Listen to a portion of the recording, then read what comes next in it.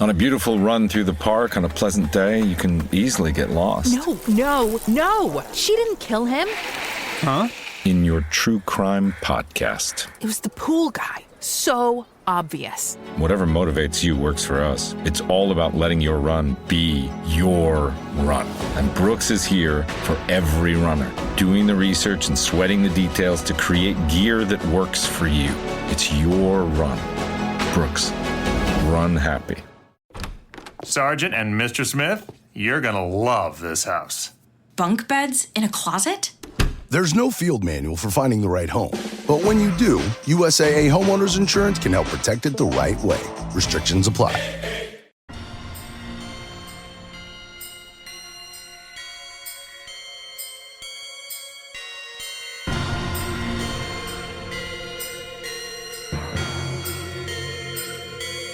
Boobies.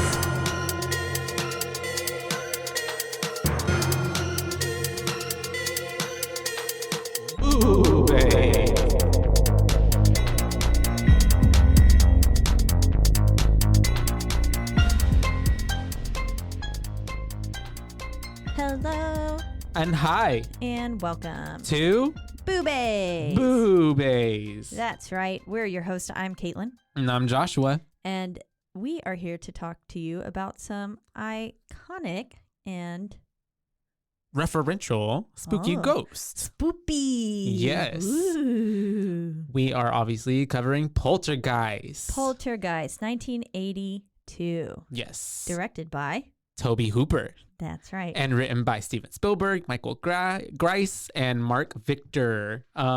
Yeah. Spielberg, huge name. Huge Hooper, names. All of these. Huge name. All of them. Kind of some, well, especially Hooper. Yeah. Kind of like a father of horror. Texas. All of that. Chainsaw. And obviously Steven Spielberg because it's fucking Steven Spielberg. Spielberg man, for reals is a household name. Yeah, man has a Everyone knows Spielberg. quite the Horror and what's non-horror. the name? What's that word I'm looking for? I always do this to myself. But yeah. He's a genius. Quite the Filmography. Filmography. All of it. Discography. No, that's different. Yeah, But it is. he has a lot of stuff preceding him, like is or prolific. There you go. Got a lot under his belt. Exactly. And He has a big. I'm just kidding. Bank account. And so we're focusing this film on a suburban family whose home is invaded by poltergeists, Yes. which is, i.e., the ghosts, which is. Let me restart. There's a difference. There's so much because you have to know what a poltergeist as That's true. difference, from a haunting, which we Yes. do learn in this movie later on. That's true. They do a good job of explaining that to you. Poltergeists typically tend to deal with more moving actual objects. It's more of an energy, and it is more Short term typically. Yeah. And then it's more, that's what they say in the movie anyways, short term. And it's more so tied to an area, a location, rather than an item. Yes. When hauntings, on the other hand, can take years. And then they also are typically more tied to an item. Like you get a haunted car, like Christine. Yeah. Or you get, a haunted Something doll. dresser, haunted doll. Annabelle. That's Yes. right. I was watching the Cursed Films documentary on Shudder about Poltergeist. I'd seen it before, but I went back and watched it last night to kind of refresh my memory. And What did they say? The guy, there's this one guy that they interview, and he collects like horror memorabilia, and he says, I spent a good amount of money on it. And I was like, this fool has like 5 Michael Myers masks that were in screen. Yeah. Like on the screen. Dude must be rolling in dough. And he has the clown from Poltergeist. Or he's just that dedicated that he might be broke and that's all he has. Yeah, that's all he has. Yeah. I'm going to maybe lean more towards that. I have no clue. But that's what I would be if I was in that situation. But I'm sure if he sells any of them, he's probably set. Yeah. But I don't think he would want, as most people who collect things, they don't collect them to sell. They collect them to like cherish them and like, Exactly, like me and my dolls. look at them, hold them, But he appreciate has them. the clown, Mhm. and Oh, that's cool. terrifying. Yeah, pretty I even have clowns scary myself, clown. and not a fan of this clown. Especially after, Hard it almost pass. eats the, or, carries the boy under the bed. Yeah, terrifying. Speaking of, in that moment, that's one of the reasons why they say this is a cursed film, is because apparently the mechanism that is on, like that was on with the little clown's arm and stuff malfunctioned, and it was actually choking Oh, him. really? Yes. So that was all real. Yep. If they used the real shot. According That shot, according to him. yeah. But I'm gonna believe him. Yeah, I'm sure he was So- experiencing it. Yeah. Maybe he was that terrified. No, I mean, it's an actor. He knows what he's doing. So, yeah. But that's all. I mean, but he nonetheless, is still a kid, too. imaginations can run wild. Yeah. I mean, how much can you really like act through that? Like, I feel Yeah. like his performance was believable. Mm-hmm. So, He like, I portrayed feel being like, scared very well. yeah, he Mhm. did. Throughout the whole movie. Just even like the way that he's like, mup, mup, he was scared mup, throughout the mup. entire movie. Yes. Like from start Terrified to finish. of everything. Mhm. And I really liked at the point when they said, don't like clear your minds. Like, Mhm. it knows what you're afraid of. It's known the entire time. Yeah. And like the tree and everything like that. Exactly. For him, it really It's did using a good it job. against them. And the thunder and lightning, all of Mhm. it was like thunder and lightning. Mm-hmm. So- Definitely targeted towards his fears. Really cool. Um, But to get into the film, yeah. We start with a very Star Spangled Banner just opens up the film. Yeah. You're getting TV footage. so close up and pixelated. Yeah. You can't mhm. tell. No. And then we get a title card of Yes. Poltergeist. Nice and and simple. It turns to TV fuzz. Yes. And then we pull out and we see that, of course, Dad fell asleep watching TV at night. And we see a little doggy. And I Yeah. already wrote, like, oh, in parentheses, he's going to die. But we'll find out. E-Buzz does not die. No, Why is his name E-Buzz? I don't know. Isn't that no, that has nothing to Buzz Lightyear, but Buzz that came out Aldrin. after. Yeah, so I don't Yeah. know. I don't Maybe know. it's a family name. Maybe. He's a E-Buzz. junior. There's probably something behind it, and I just didn't look it up. He's a junior. But the dog, E-Buzz, he's going around, he's snooping around. Stealing And I all guess the because food. apparently this family likes to fall asleep with snacks next to them. I know when what's her face had the whole fucking bag of Potato chips, like Potato underneath her pillowcase. Yeah. One, she's like sleeping on top of that, crunching them up. She was, But yeah. I was okay. like, "What are you doing?" But you get that shot of him eating the chips, and he kind of goes to the other kids' bedrooms, and it leads us into meeting our not protagonist, but like our main character, Our I star would of say. the film. Star, yeah, little Miss Carol Ann. I'll call her Yes. Blondie for most of the film. There's a little Blondie. Carol Ann. And she wakes up. I mean, she does have platinum. Yeah, like as a the beach very blonde. epitome of It's platinum. Lady blonde Gaga hair. poker face. Yes, Mm-hmm. bangs and all. Mm-hmm. And so she goes downstairs and she's looking at the fuzz at the TV, and we can kind of hear like faint whispers kind of fluffing around. Yes. And she starts speaking to the fuzz. She sits in front of it and Mhm. she says, "Hello, It's very creepy. what do you look like? Yeah. Talk louder. I can't hear you." Fucking creepy. I'm a demon. Yep. Yeah. And then she starts yelling. And wakes up the whole fucking family. And I love how they just kind of come downstairs and the dad's just looking at her. Like- And like, one, why the fuck are we yelling at her? Like, Carol Ann, get your ass to bed. Yeah. It's Shut 3 up. in the fucking morning. Exactly. And also, I would. they didn't shit. They were like just listening to her, watching her. Like they didn't shut that shit down. Yeah, because like, she continues the they just kept on conversation going. Yeah. and she goes, 5. And she says, "Yes, Yeah. yes." I don't know. And then she just like starts touching the TV screen. Yep. And that's where we get our iconic shot where Mhm. she's touching the screen, which I recreated when I went to the House of Wax in the horror film little exhibit That's awesome. in LA. Also, backtrack just a little bit. Mhm. Her bed. First off, this is my dream home. If I could live in a home, it would be this home. Yeah. None of the interior was actually used. Like that was all sets. The exterior of the home is a real home that you can Gotcha. still visit to this day. Well, But you the visit, inside was a set. yeah, the Mhm. inside was a set. But if that was what the inside of that house really looked like, I would Mhm. sell all of my kidneys. Very And, vintage. You need at least one. I get rid of them. You'll die in the house. If I know that I am in that house, it's fine. Maybe we can invent you an iron kidney. I don't know. I love it. Let's do it. It'll rest. But and then you'll go into septic shock. and then I'll die. We all die eventually, so you might as well True. get what you want. Exactly. Live a few happy moments. But it needs to have Carol Ann's bed. With the like metal framing and all that. I like, think the it white- was wicker. Was it wicker? That Yes. would explain why it just like broke apart. Snapped. Yeah. Yeah, but later in the movie, it's also fixed, and I'm like, you just found another bed like that? I don't think so. I They mean, but bent they it were being back. produced in that. Yeah, I mean, maybe they just glued it real nice. Yeah. But wicker was more popular back then. Yeah, and that bed is, I like literally dream of that. I've Googled like Poltergeist bed, Carol Ann's bed before, like trying to find this exact bed. If I could read like that man who collected all the horror memorabilia, I want to collect house stuff from horror movies. Basically, I just want to recreate this entire house. And make it your own. Yes. But I know there's some other houses that we visited.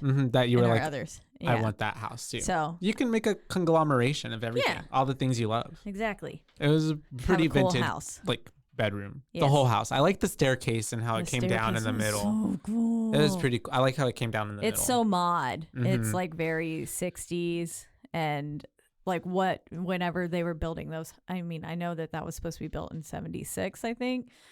Which I guess Yeah, they that's still what he were said. creating those kinds of houses at that time. But anyways, I digress. But that bed is, This if you've is never Caitlin's seen house. this bed, Don't touch it. yes, I'll kill all of you. She'll send the poltergeist after you. Yeah, zap, zap. And so after she touches that screen, we fade into a beautiful day. We get a shot of the beautiful town. Suburbia. Suburbia. At its finest. It's called Pueblo Verde or something like that. Yeah, I almost said Buena Vista. Bueno, it's not, but it's very, very along those lines. Very close to like what Nope's town was, but that was an actual place too. Yeah. I forgot. And so we are like kind of, getting B-roll footage of all this happening, kind of happy-go-lucky music going on. And then we have these kids with dicks. some that's literally kids being dicks. Look That's at my what- notes. Kids being dicks. Kids being little dicks. That's what I wrote. And they make the guy trip up on his bike, and he was coming home, rushing home with some beers, and they end up Yeah. like popping on him, and he's trying to get in the house because the dudes are trying to watch the game. Trying to watch football. Of course, always fucking football. And we have mom cleaning. Of course, we have her finding Tweety, who is very dead. I love how she was like, "Oh shit!" Like, "Oh, Tweety." Yeah. Why couldn't you have died like on a school yeah, day? why couldn't you have waited for a school day? And I was like, these parents crack me up. Me too. Throughout the whole film, Love them. they're very chill family. Yes, this movie has a wonderful mix of comedy Yeah. within it, and they did so. Spielberg and Hooper wanted actors and actresses who were not well known. They specifically chose them so that way it would make the film feel more realistic in the haunting, because they said they felt like if it was like the biggest name actors Yeah. there at the time, it would Takes really you out take of you out of it. Yeah, and It's not real. exactly. And with this, I felt like they did such a good job of humanizing these characters and really making them feel like a family, in the way that they would go from, they just did such a phenomenal job acting. And like there's a one scene where they're sitting there smoking weed and stuff, and then whenever I was wondering, like, was that weed? I was like, wait, I'm surely pretty it's sure a it's cigarette or weed- tobacco. weed. Oh, it could have been tobacco. Like, but rolled they up were as so themselves. giggly. That's why I was like, they're very giggly and they're Yeah. like jumping up and like, it's weed. I was like, weed. it's weed. I'm gonna believe it's weed. It is weed. It's a Chris. Is that a weed? I'm calling the cops or calling 911. Yes. Deep, deep, deep. LOL. Dude, isn't it the X-Files? It is. Yeah. I can't recreate And it's that. on the microwave. I fake pushed the air. Y'all couldn't see it. And so we have, she found Tweety, and then we cut back to the guys in the like living room trying to watch the game, and the TV keeps switching between what's that dude, the neighbor guy? Ben. What? His name was Ben. Oh no. Oh, The Mr. dude- Rogers. Mr. Rogers. I was like, no, I don't. I His know name that's is not not right. Ben. I don't remember it, but that's not Can you right. imagine if the show was just Ben's Ben? neighborhood, right? Or what? Yeah. Mr. Rogers' neighborhood or something Yeah. like that. And so it's Mr. Rogers. Mr. Ben. And it keeps switching between that. And so the explanation is that I didn't I guess I'm ignorant to the fact that TVs worked like this back in the day. I guess the receivers were just close enough. And so the guys' TVs, I guess every house comes with the same exact TV set. Yeah. Their remotes were catching each other. Suburbia. Yeah. And so they're like cutter. fighting because he's like, my kids want to watch, what's his name? Mr. Roger. And my kids and we were trying to watch the game. Yeah. So. And he's like, meh. But Yeah. I would have been like, bitch, we were watching TV first. So you can tell your little kids to For shove real. it. I can't believe the mom tried to flush the bird. I was wondering that too. I was like, why would you Wouldn't that flush a clog your bird? toilet? It's not like a fish. Yeah. Yeah, and it's bigger and like, yeah. You're also just not supposed to flush any of your animals when I they've guess died. that's true. Yeah, but I was just like, what in the world? But of course she gets caught in the act. Carol Ann sees her. So then we have a big burial scene. You're not supposed to flush fish down the toilet? I'm pretty sure no. Oh. You're supposed to I bury guess you those too? can. I buried my fish in a little soap box. Ooh. His name was Fishy. Well, I've flushed fish down toilets before, but Well, now that I know, I won't do it again. I also could be a liar. That's fine. Well, maybe it's bad for the environment. Yeah, maybe. And it's probably better mean, that they turn back into dirt. I don't know how it Yeah. works. Do Who fish knows? turn back into dirt? They're pretty bony. That's just bones. They just turn into bones. Turn back into Or dirt. do they turn back into water? They start as dirt. We turn into dirt, don't we? I don't know. We go into the dirt. I Don't know. we, return to the earth. When we is deteriorate, do we turn into like dirt? I thought think we turned turn to dust. into dust and air. Is dust different from dirt? Yes. You can't compost with our bodies. No. Like I don't create know. like soil that's nutrient. I feel like you could, right? Don't those people like instead of like you you get become a planted as a tree. tree? Yeah, I don't know. that's a thing. We're off topic. Anyways, but we're having our burial scene. Carol Ann puts a little piece of licorice and he says something for when he's hungry and when he's lonely. She puts a little picture of her and talking Robbie. about trees. At the same time, we got that cutaway. The little boy is about to climb up that damn tree. That's true. Yeah, he is. But you're right. Yeah. So she's putting in the lollipop and the photograph, and then the blankie, the blankie for when it's nighttime. and then a rose. Yeah, very sweet. They're not burying it very deep. No, It was like not at all. you go stick your binky in. Mhm. And It's like, just right there. I was like, an animal's gonna But dig it's that up. the mom. The mom's high. Yeah, that's true. The mom is high. Yeah, She can't do anything. her She's kids- high throughout this entire movie. Kids climbing a tree. pretty It was a convinced. good climbing tree. Let me just say, It had a lot of perfect- places. Yeah. But he gets really high up there, and I love how even when she's burying it, she's like, "Mom, when it rots, can we unbury it and look at its bones or something like that?" That is what he says. It's so funny. And then she's like, "Can I get a goldfish now?" Yeah, and she then- goes through the whole "now I lay me down to sleep," and Oh, even that's Big right. Sis. That's I when was we like, get ugh, Big Sis for yeah. the first time, and she's like so upset about everything. Yeah, But yeah, she's a teenager. The transition to "Can I have a goldfish now?" was And then so there's funny. and then there's a fucking goldfish. There was. I It was was so like, they went to fast. the pet store immediately. Literally. I feel like she threw a fit after that. Yeah, probably. And then we do have a lightning storm / thunderstorm. And the Yeah. tree looks like it has faces, doesn't it? It does. That's Yeah. what I noticed too. Because I forget The nub, not what's the little boy's name. Gnarl. Oh, Robbie. Robbie. Duh. It's your boyfriend. Robbie. But like, I don't call Robert Robbie. Oh, I do. Yeah. I also call him Robert. Yeah. I call him Babe or BB.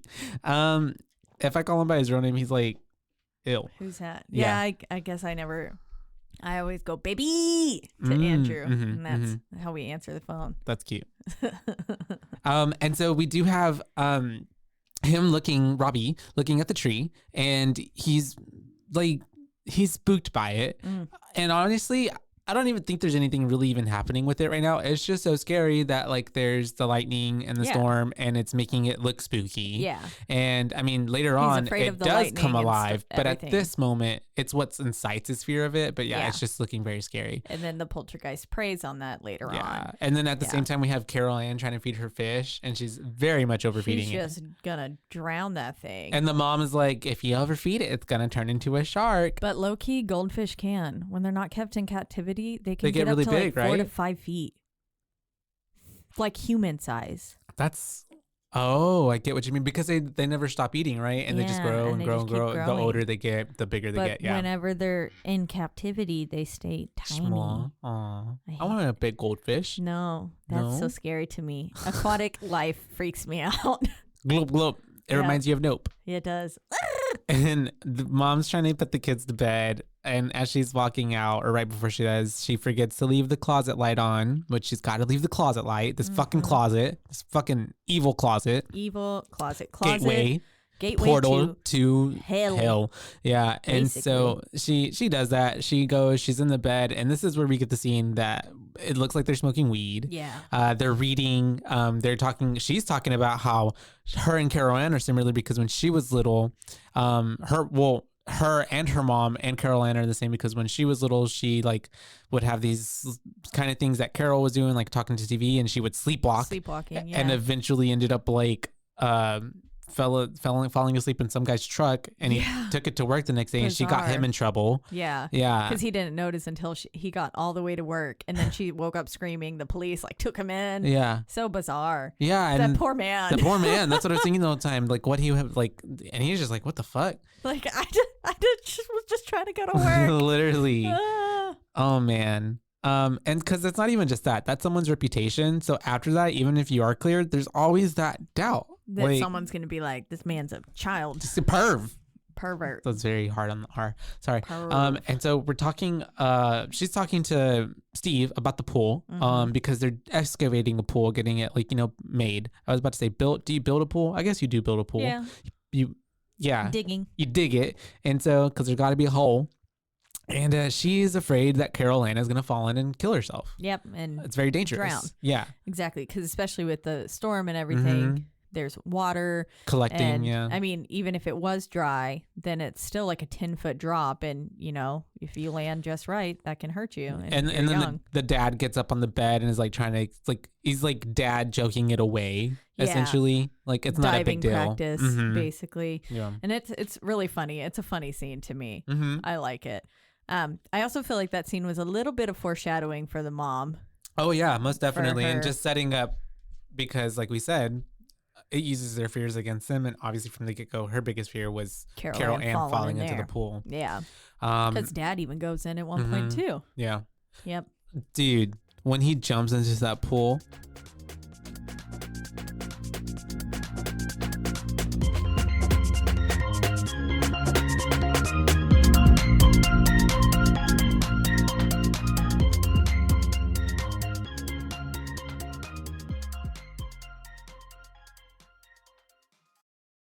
From the host of the popular podcast, The Only One in the Room, Stash by Laura Cathcart Robbins is a propulsive and vivid memoir about the journey to sobriety and self-love amidst addiction, privilege, racism, and self-sabotage. Best-selling author Holly Whitaker calls it an irresistibly delicious story, and MacArthur Foundation fellow and best-selling author Kiese Lehman says Stash is emotionally riveting. Buy Stash by Laura Cathcart Robbins now, wherever books are sold. Hey there, homeowners. Is it time to give your yard a complete makeover this summer? Villani Landshapers, a local family-owned business, has been transforming landscapes for more than 20 years. Villani Landshapers specializes in landscape design build, retaining walls, outdoor living spaces, and so much more. Request your free consultation today and check out their gallery of residential work at villani-landshapers.com. A new way to nitro is here. Try the new Starbucks Cinnamon Caramel Cream Nitro Cold Brew. Flavored to perfection with delicious notes of cinnamon and caramel. Smooth, creamy cold foam and velvety Nitro Cold Brew. Order yours on the Starbucks app.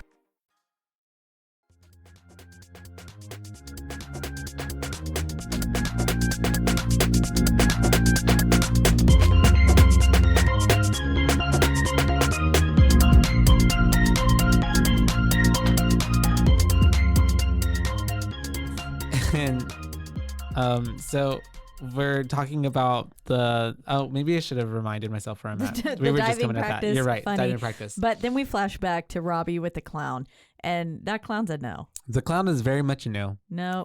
I don't get why people. Never mind. Yeah. Let me stop talking. I don't get it either. I was terrified of clowns growing up. But you collect them, and that's fine. I don't get it. But I don't understand why people. Well, it's not really that I collect them. It's not for me. People just keep giving me them. Gotcha, because they think you like them. Because I had like one or two, or then I bought my clown bake, and then people just keep giving me more. Gotcha. But I mean, you do embrace them. Yeah, I do, because it's a gift, and I want to love it. But I love also, those two dolls like you said, from you. They sit in my peacock chair. The clowns that I did see at your place, they're not as scary as this clown. That's also, this looks like a very menacing clown, which I'm sure it was meant to look like this, but like it's also, very menacing. it's wiggly arms. Not a fan of that. Yeah, because they're like it's like a Freddy Krueger, like all those things with like the scary, like abnormally long arms is very uncomfortable because it can get you. Hard pass. It can get you and bring you in like an octopus. Like if you look at an octopus, octopuses are scary. They are. Yeah. Hence. Squids, the giant squids, the kraken, like all of the freaking, tail and more of a kraken. That's exactly what the kraken sounds like. I've never seen Juno. I know what it is, but I've never seen it. It's a great film. And so we have them, and also I do really like the scene of them in the bedroom as well, because it really shows like their, in a matter of like kind of 4 minutes, their relationship. Yeah. The way that they kind of work with each other and talk to each other. It seems like a very normal, loving, good, healthy home. Yeah. And so this stuff is just happening to them. Yeah. Yeah. Which as opposed to like some other movies, sometimes you get like there's dysfunction. There's dysfunction. Yeah. But this is like very chill. Because a lot of the times it does feed off on of the dysfunction that was already in the home. Yeah. Yeah. Exactly. And so, but thankfully, they have such a good relationship, and the way that they switch into parent mode so fast when Robbie comes in is just incredible. They're just like mommy, and like they're having such fun, like laughing, kind of canoodling. Yeah. And then they were like, dad, mom mode. Yeah, she has to put away the weed, Yep. And then she's like withdrawing, and he's telling them how he's afraid of the storm, and so dad is like, I'll be the wind and you're the feather, and he gets him on his back and they go to their bedroom, and he's trying to like, and I like ease him and calm him. Even just the little additive of like tell your mom goodnight. That's such a sweet thing too. Like, because I would never think to do that. I'd be like, come on, kid. Yeah. Let's get you back to bed. Get out. Get the fuck out. Throw a shoe. Yeah. Well, we're not parents, so good thing. Good thing. And so we do have them in there, and he's trying to ease him. He's telling him, to count and to basically just go to bed. It'll be okay. Yeah. The storm will pass. Is that a real? I mean, I always did that trick growing up. Like counting? Yeah. Yeah. Like, I wonder if it's like legit. I don't wonder think it how is, factual it is. Actually. Yeah. I don't think it's that factual. My parents told me that too, though. No, yeah, for sure. I love the way too, whenever he's like, just like trying to focus on Robbie, Carol Ann's like, Daddy, it's for you. And I was like, Carol Ann, no one wants to talk on your phone right now. Yeah. Go to bed. For real. And so that's we're helping Robbie right now. Because he's having a hard time. And so it's taken a while actually to kind of get him to chill out for a little bit. And then also Carol Ann too. Yeah, her ass is awake as well. These kids are not falling asleep. No. And then eventually, as he does leave them, and then he comes out and he goes into the sister's bedroom, and he's like, go to bed, because she's on the phone like a teenager would be. I like the way he goes, we go back into the bedroom with the parents, and then we get like a flash of thunder and lightning, and the kids are in the bedroom sleep with them. Like, okay, that seems very, it didn't work. It just seems real life. Yes, it does, for real. I used to be that kid. The shell lamps next to their bed were so good, and the credenza as well. I don't pay attention to home decor as I feel like as much as I should now. Well, I think it's just because I like to buy home decor. Yeah. I have a whole storage unit of home decor and a couch at a random Texas music cafe. Whenever you do buy your own home one day, it's going to have so much stuff to be put in it. It is. That's good. So you already have everything. Yeah, I won't have to buy any more. Exactly. Acquire it slowly over time. But then it definitely is shots of DC. We get the Star Spangled Banner. You're going to hell. Again. Spanner. It's the Star Spangled Banner. Send me right to hell. Again. And it's on the TV, because I guess for some reason they have the Star Spangled Banner play every night on their TV. I don't know. It must be something. And so we get TV Fuzz again though. Yep. TV Fuzz. And then we do have Miss what's her name? Carol Ann. Blondie. I keep putting every time in my notes it's Blondie. So Blondie starts kind of noticing that the fucking, TV Fuzz is going on again, and she's going up to it, and then we see orbs like on the fuzz and the TV moving around. And she's hearing these whispers, and then she puts out her, and then we have a hand come out of the TV. Which is like, whenever it first started happening, I was like, what the fuck? Yeah. Yeah, they look like those things that you would like. Oh yeah, slap, slappy, the silly sticky. slappy hand thing that's sticking and sticks on the wall, and kind of cartoonish Tim with Burton. like these hands, just going out and Yeah. then like kind of swirling around. It kind of looks like when you have a pie in a cartoon, and then And it's like got the the aroma is swirling around through Yeah. the room. That's what it looked like. Yeah. Mm-hmm. It definitely gave a lot of Nightmare Before Christmas for me. Didn't Spielberg help with Nightmare Before Christmas? I have no idea. I have no clue. I thought that was just I don't know. Did I he help don't Tim know, Burton? I don't know if he helped Tim Burton or not. I'm I sure have no they're clue. all friends. And Not so sure at all. so we do have Friends. they might be. They're in the same They probably profession. Yeah. And so they hate each other. Could you imagine? Oh, And so they're like, blood. God, Steve. Oh God. Fucking hate Timothy. Tim. And so is Tim even short for Timothy? I have no clue. Timothy Burton. Timothy It doesn't. Burton. It definitely doesn't have the same ring to it. And so that's whenever I'm like, oh my God, what's happening in this room? Because the whole room starts shaking. Yeah, like and an then everything is earthquake. kind of like not flying around, but like the electricity flailing around, yeah. and like the stuff in the room, the furniture, like it and- would in an mhm. earthquake. Yeah. He calls it like a 6.5 on the Richter scale later Uh-huh.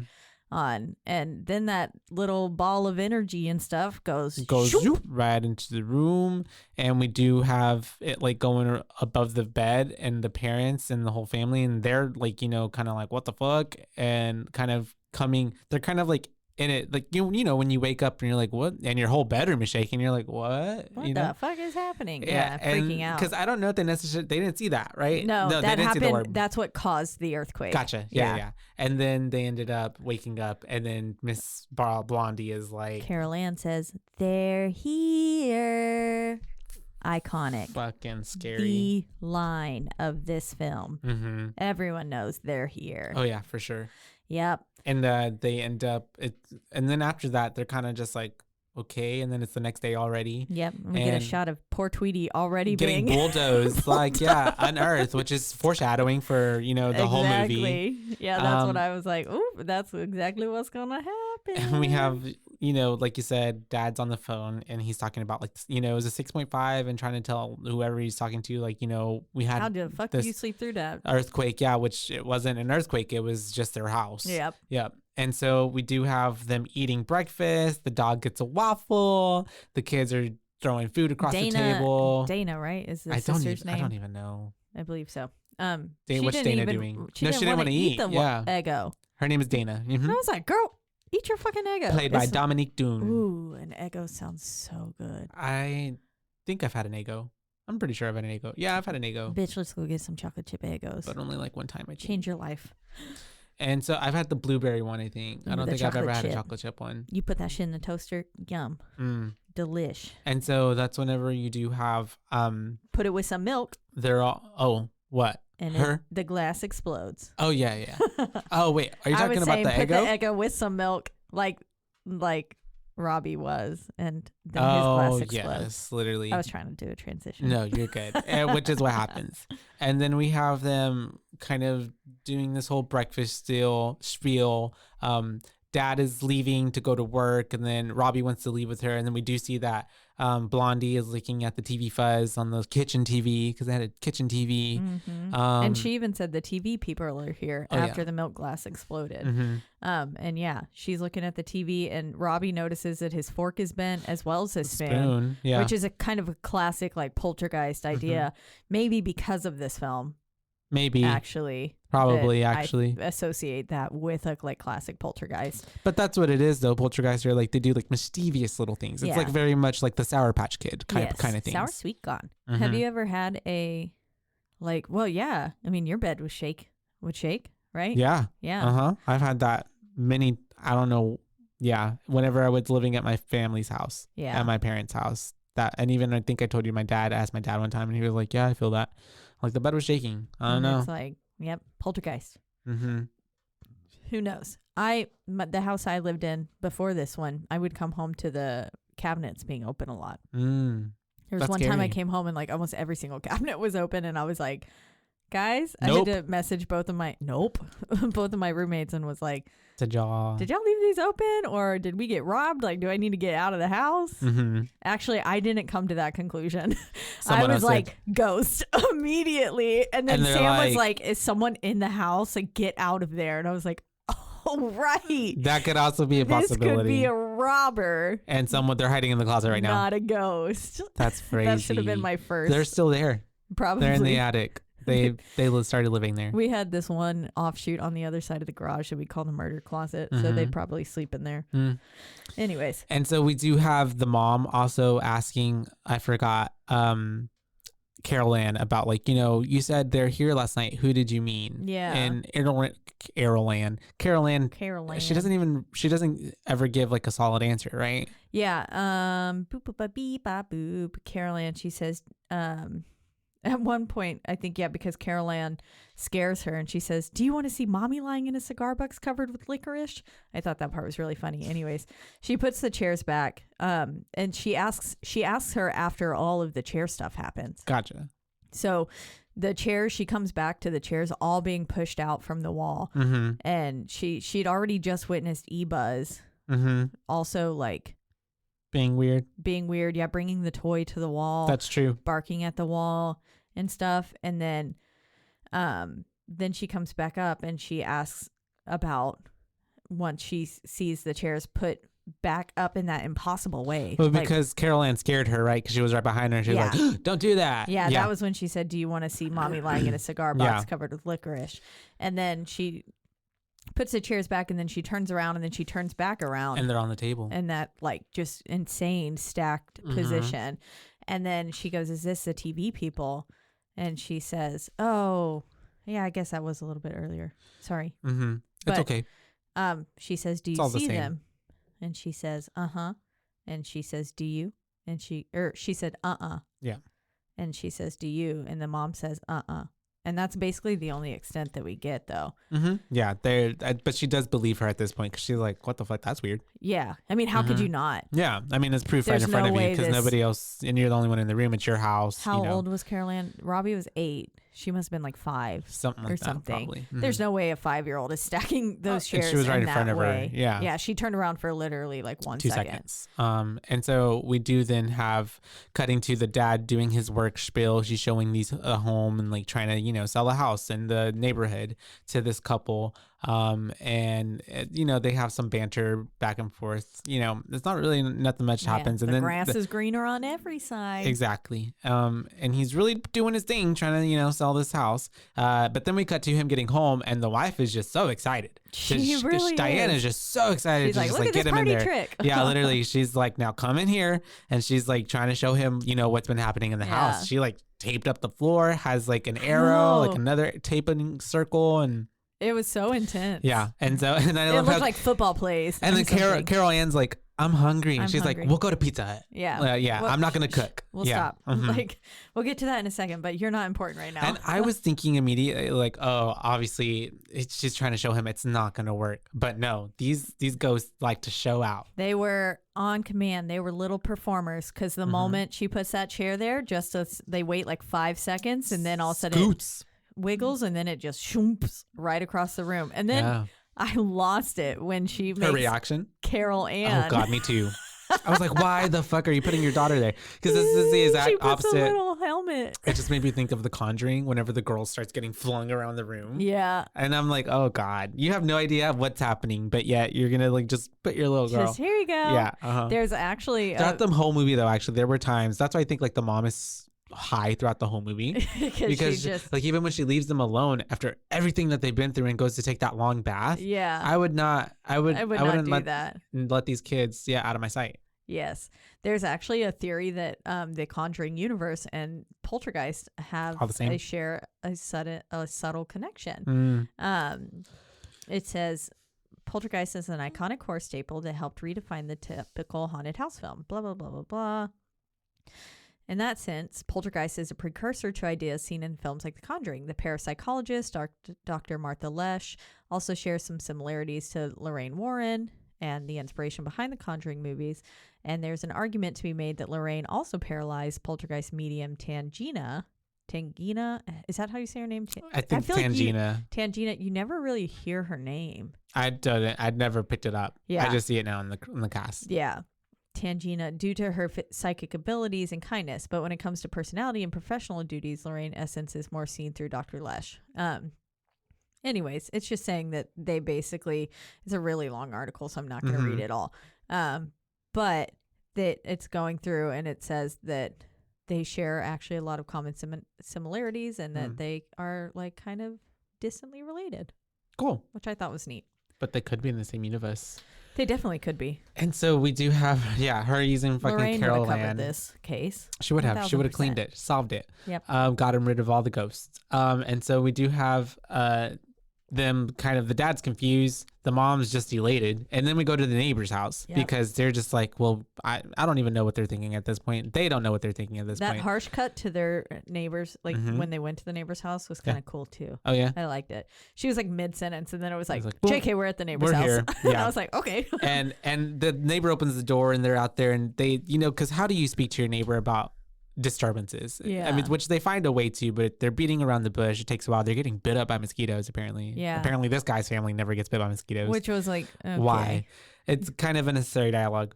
It really is. Yeah. But they also then But also and I was maybe like, it's- this guy probably thinks they're high right Yeah. now. Yeah. well, because they were acting so giggly and stuff weird. too. Yeah. They Maybe really they were were. high. Maybe. And also maybe the mosquito things was to really show that their family is going to be affected, but not Anyone Ben's. else's? Yeah. Well, until the very end, because Yeah. then it kind of affects everybody. But they do talk about it, and they're like, okay, well, the dad's like, I'm gonna call someone in the morning, and she's like, who are you gonna call? She's already tried to look Ghostbusters. for real, the yellow pages, and there's not anything really in there for paranormal help. But I digress. They're gonna figure it out. So the kids can't sleep, obviously, Yep. and then at this point, we do have, because it kind of escalates. It goes from literally 0 to 100 really fast. Because all of a sudden Treebeard breaks in and steals Robbie. Literally Treebeard. Yeah. Yeah. Just like right through there. Gets him, takes him out. Everybody's up. Everybody's freaking out. Little Carol Ann is freaking out. The family's freaking out. They run outside to go try to get him. But Carol Ann's paralyzed Yeah. with fear, basically. And just in the bedroom. And as they're going out there to go like help Robbie, my bad. They end up, she is left in the bedroom. And so the closet door ends up like flashing open, and it's kind of because you're cutting from back and forth. They're trying to get him out of the tree. It's like storming so bad outside, and there's a fucking tornado. There's like a tornado. Like, I was like, what the fuck? A twister. Everything is happening. All at once. Yeah, Literally. Carol Ann, Everything and, everywhere like, all at once. Yeah, well, such a good movie. Carol Ann's like room is basically becoming a tornado too. Oh, yeah. It's the Like same thing. all of her toys are getting sucked into It's the like a closet. vortex. Yeah, Yeah. it's just like sucks it all in, and then that. It's really after her, Yeah. I believe, and she's obviously like trying to hold on for dear life, and at the same time, poor Robbie's getting eaten by the tree somehow. Yeah, literally. eaten. But Dad climbs up just enough to like get him, pull him out, and as he's pulling him out, Carol Ann is like at this Her point perfect bed gets broken. and like she gets sucked up and snatched into the closet vortex. I was about to say closet door, but because of closet her vortex. bed, Yeah. not her getting Not her. sucked in. Yeah. Poor bed though. And so they're listening to all of that going on, and I love how the sister comes out and she's like, Twister. I'm like, obviously we know they're Bitch, fucking, we see that. yeah, we see it. Her We're character dealing the with whole it. time is like, girl, get away. For You the, are and so she dumb. does She does. for yeah, the little she's time that she is there. very much not a part of this I love film. how she was just like, I'm not staying here. Yeah. I'm going to Crystal's or whoever was her like, friend's "I house. am She was like, out. I am. You can't keep me. Peace. Mhm. Yeah. I don't care about y'all. Yep. She was Literally. like, have fun. Yeah. And so that's whenever we do have them coming, because she comes outside and they're like, where's Caroline? And she's like, I left her upstairs. Mm-hmm. And so they go back inside, and then they're trying to find her, and they go into the bedroom. They see that everything is like fucked up. And then there's like the bed and the frame all over the closet door. They get Yeah. it down and they go in, and they think that she's like dead underneath like a little blanket. I think they think she's hiding. Really? Yeah, because they kind of like had a like knowing smile, and they were just kind of like, I "Oh." thought that smile after the fact. Wait, Oh, maybe was it that was like after she's because not it was dead? just the clown. Yeah, because they were like, oh my god. Oh, yeah. I thought it was just they thought it was funny that it was a clown. No. Oh. Well, I think she thought like us, because like us, just a fucking clown. But I think they were more like relieved because I think they thought it was Carol Ann, like, Oh. and the blanket just happened to be on her. Because then they're like, well, now she's got to be somewhere in the house. Yeah, now where the heck is she? Yeah. And so they're all looking around. And that's whenever she's like, they're looking in all the bedrooms. He doesn't want the kids to go into the kitchen. So he does it, the dad, Steven. And then Diane gets the like, light bulb goes on. She's like, the pool. The pool. Literally. And meanwhile, we're getting a shot of Robbie, who seems to kind of know that Carol Ann's already missing. Or at least he gives a his face looks like he knows. Well, he's just kind of like, I think and dude also in shock. just got sucked by a tree. Yeah. Yeah. So I think he's like, but I very think, much like, I think he like also he gives like he knows that Carol Ann like something maybe is, because he went into something that also happened to Carol Ann is and what it feels like. kind of tethered together because he kind of went into halfway into the portal. Yeah, essentially. I feel like he just has a good feel. I mean, I like that idea though. I want to go with that. I think he just also has a like gut feeling. Like he's just scared. Yeah. 24/7. Yeah, he's terrified, and he's like, "Oh shit, that just happened to me. Something probably happened to Carol Ann too, because she was in the same room." Yeah, and so we do have them going to the pool outside as it's raining, as it's like muddy, and the dad just jumps in there. And the way that he jumps in, why did he body slam in? Did you? He's just like. He did all that diving practice earlier. And he just body slams in. Because, like, what if he would have body slammed on top right of into Carol her, Ann? like hit her little face, knock her unconscious? Yeah, that would have been bad. But he goes in, he's like looking everywhere. And at the same time, we do have little Miss Sunshine, Miss Blondie. Rihanna, where are you at? Blondie coming through the TV. She's speaking up, and Robbie hears it. Her. Yep, and then he starts screaming here. Bloody murder. His screaming here was good. Yeah. I liked it. Yeah. And he was like, ugh. And then that's when finally the mom gets in and we hear, "Mommy, I can't see you. Mommy, where are you?" And it's all like very, almost like, you know, like when someoone's passing. Where are you? Yeah. The And audio just, is like, really drawn good. out. The way that they make the Sounds like she's really sounds. far away. Yeah. Which was good. I liked it. Their audio is really good because I was listening to it with headphones. And even it's the way that they do it on the speakers. It makes it pan from left to right. Oh, I love that. That's why it sounds like she's like, ooh. That's cool. And so we do have them talking to the TV now at this point because the mom's like, what the fuck? And she's communicating with Carol Ann. Yeah. And Carol Ann's like, she's not really saying much at this point, right? She's just saying like, "Mommy, help me." Yeah, basically she's just saying, "Mommy, help me. I'm where here. are you?" Yeah, like, I'm lost. Where are you? Yeah. And the mom is just like holding her hand up to the television, freaking out. Yep. And then I think we flash to the dad. With the paranormal investigators. Yeah, looking for people who can help investigate because now obviously she's his missing. She's been sucked up. Daughter is missing, and so he's like, "What the fuck is going on?" He looks rough. He does, yeah. He looks like he's like also like in shock. Yeah, just and like he hasn't slept at all. The bags under his eyes are so intense. They're asking him very general questions, like, you know, who's been affected, what's going on, trying to get a rundown. Publicized? Yeah, like, are you just doing this for money? Exactly. Or are you doing this for legitimate reason? And he's just like, I just want my fucking girl. Please help me. Please just find my daughter. Yep. And so then they arrive at the home. The paranormal investigating team, Dr. Lesch's team, comes back to the house with them, and they're basically like saying, "Okay, well, what's in that room?" Dad's saying like, "We don't go in that room no more."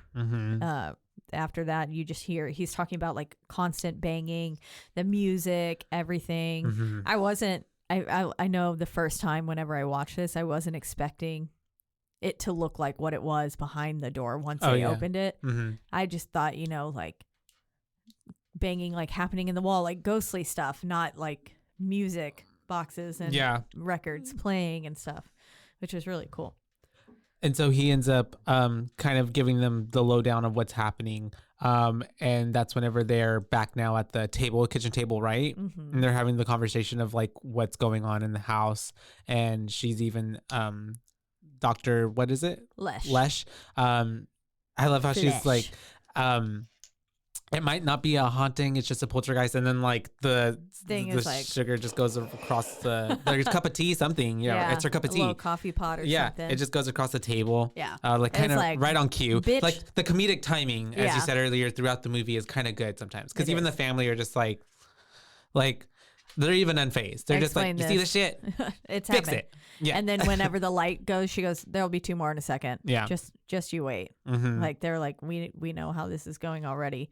This, I know this is shocking to you, but it's not to us. Please just because find they've been our girl. living through it. Yeah. And that's whenever they do end up, she's like yelling at her, Ryan, I think it is, to like take a picture, and he's like taking pictures, and Diane's like, you got to be faster than that in this house. Yeah. And gotta be quicker than that. And remember that Geico commercial? Oh yeah, with the dollar. Get the dollar.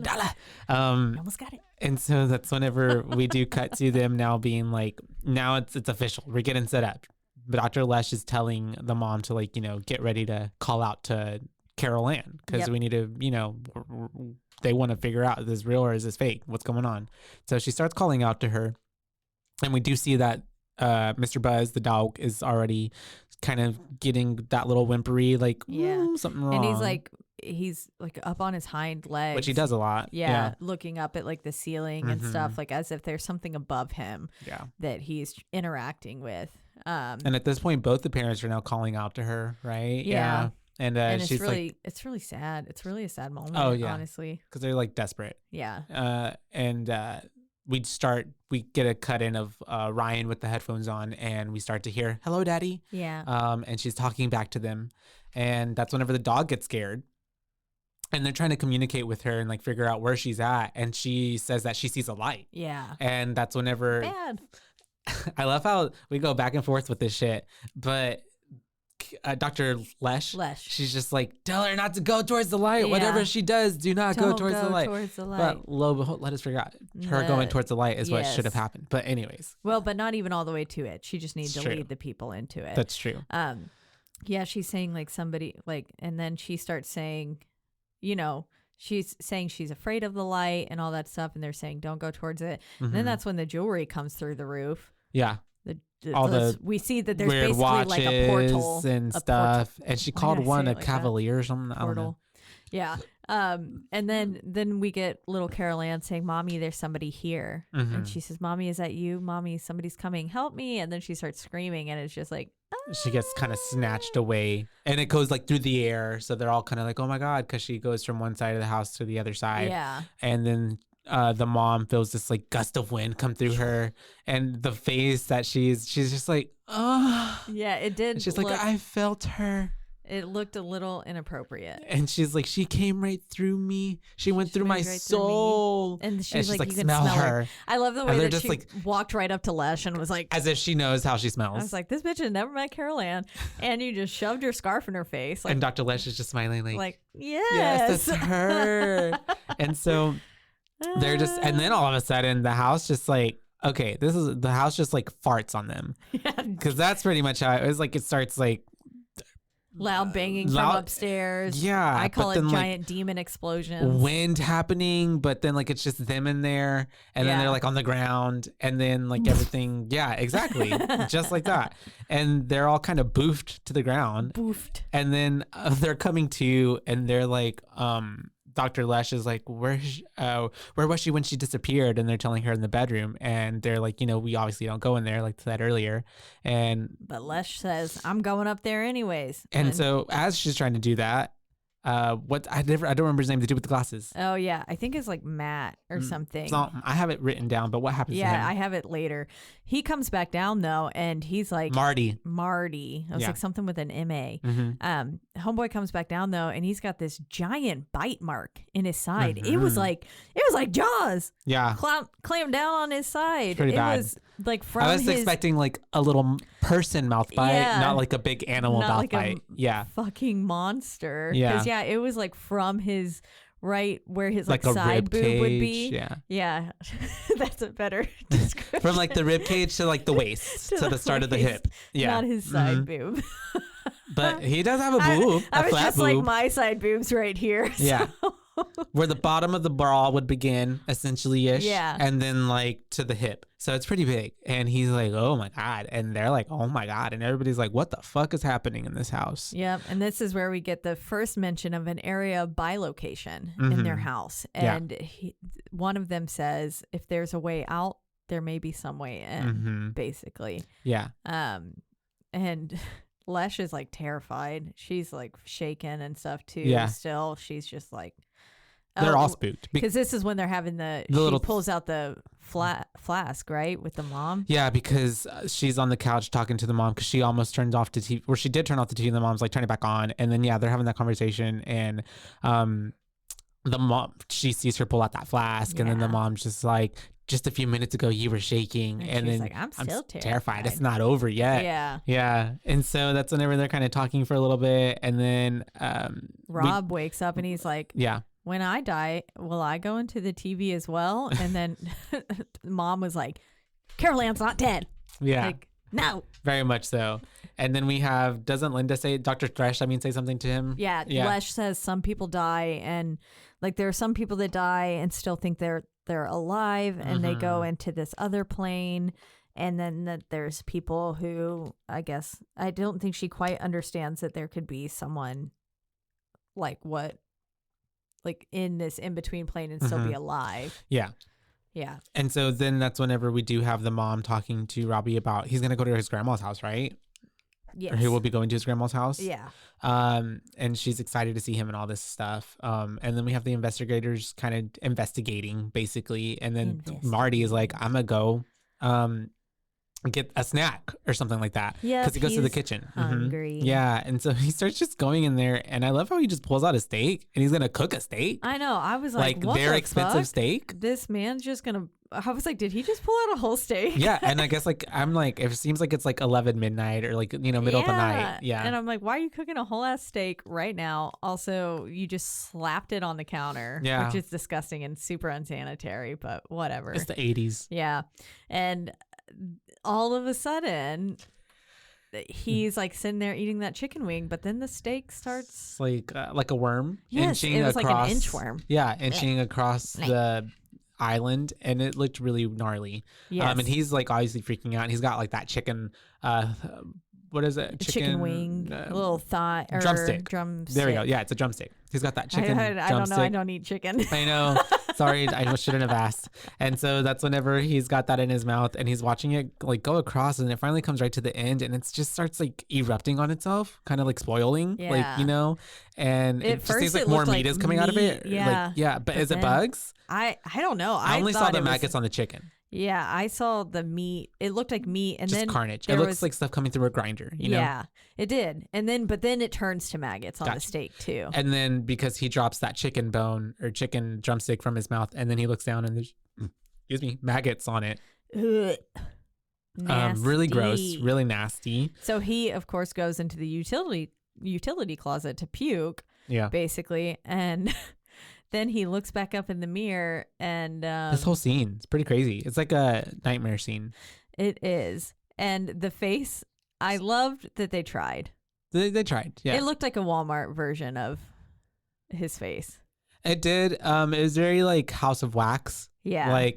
But not It looked good. like it was made with plate. It almost looked claymation. It did. Yeah, it wasn't that great. But once they started ripping into it, phenomenal. And that brief second where it hit the face is whole, I was like, this is so bad. It's obviously not his face. Yeah.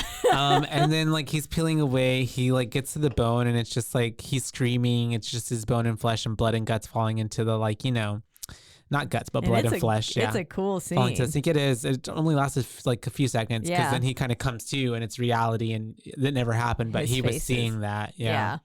Playing on his fears, I guess. Maybe his fear is to be like, flesh eating zombie. I don't know. Who knows? And so all of that's happening, and he's kind of freaked out and spooked after that, of course. But then we cut to Ryan at the cameras, and he's kind of not paying attention, but the camera is moving. Yeah, because he's busy drawing a face ghost basically coming down the stairs from earlier. Yeah. The camera's moving up to focus on the stairs. The polygraph thing is going wild. Off the meters. And we have all the machines really are just bugging. And then Marty's coming in and he starts to see we see the light and kind of smoky kind of stuff coming from the bedroom. Not a bedroom. I don't know if it's a bedroom or if it was just like the hallway opening from the upstairs. Yeah. And Marty, obviously, I feel like everything in this movie kind of also keeps happening to Marty. And that's why he was like, I'm not coming back. No, I got bit. I saw steak, maggots. And then he's the first one that kind of, because everyone else, that too. And then everyone else is still kind of asleep and he starts seeing that going on. And then he has to get Ryan's attention. Look. Yeah. And we see the lights and it starts going into like we saw earlier, the orbs and spirit kind of floating through the room until it kind of comes into an actual person. You can kind of tell it's a woman. It looked like a woman to me as well. And now everybody's awake and everybody's watching. At this point, also, did the daughter leave? No, she's still there. She's still there. Yeah, she is still there. Mm-hmm. Yeah. Because everyone's seeing it now. And then they're kind of so many orbs are coming through. And then it kind of passes. As soon as the dad, I think, starts saying, who is that? And I'm like, oh, you spooked him off. Yep. Because then it gets sucked back up into the roof, basically. Yeah. And then, but they did catch it all on camera. I love how she's like, roll it back. Yeah. Roll it back.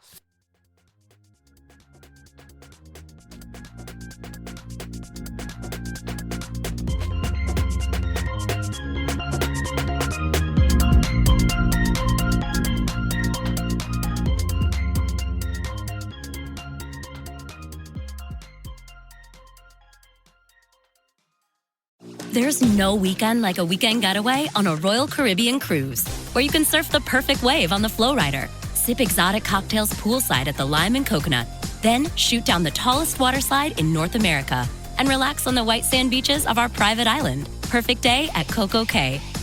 This is where you discover the weekend you've always wanted. This is where you weekend like you mean it. Book a Royal Caribbean adventure today, sailing from Florida. Come seek the Royal Caribbean. Ships Registry, Bahamas. The all-new Chevy Colorado is made for more. Stacked with the latest in-vehicle technologies like a class-leading 11-inch diagonal center touchscreen and an extra-large wireless charging pad. Plus, it features wireless Apple CarPlay and Android Auto compatibility to make staying connected easy wherever your adventure takes you. Chevy Colorado, made for more. Learn more at Chevrolet.com/truck/Colorado. Claims based on latest competitive data.